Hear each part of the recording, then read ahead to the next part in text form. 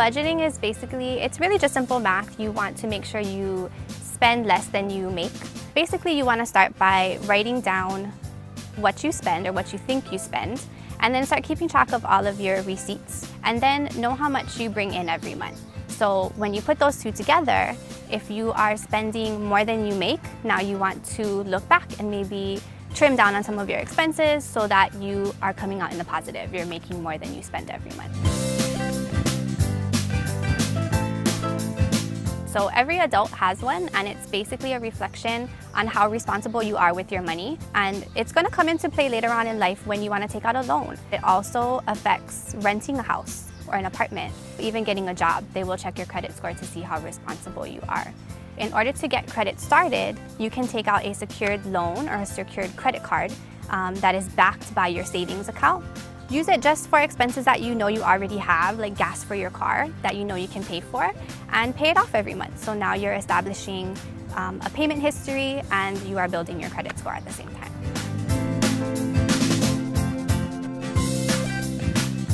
When you're writing a check, you want to start off in the top right-hand corner by filling in the date. And then you're going to write in the recipient in the pay to the order of line, so whoever you're writing the check to. Then you go ahead and fill in the amount in the little box on the right-hand side.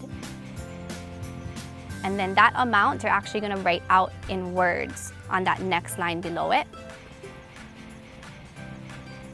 And then there's a memo line in the bottom left-hand corner, so you can write in what you're writing the check for, whether it's rent or groceries, whatever it is. And then make sure to endorse your check by signing it in the bottom right-hand line. In the pay to the order of, make sure you draw a line to cover the rest of that space so nobody can go in and write their name in instead if someone were to pick up your check. Your checkbook actually has a register in it, and the register is used to keep track of your balance. You have your dates, your transaction type, so the transaction type will either be like debit card or your check number, that's where you would write that. There are two more columns, one for debit, one for credit. Credit is money coming into your account, and debit is when you're making a payment.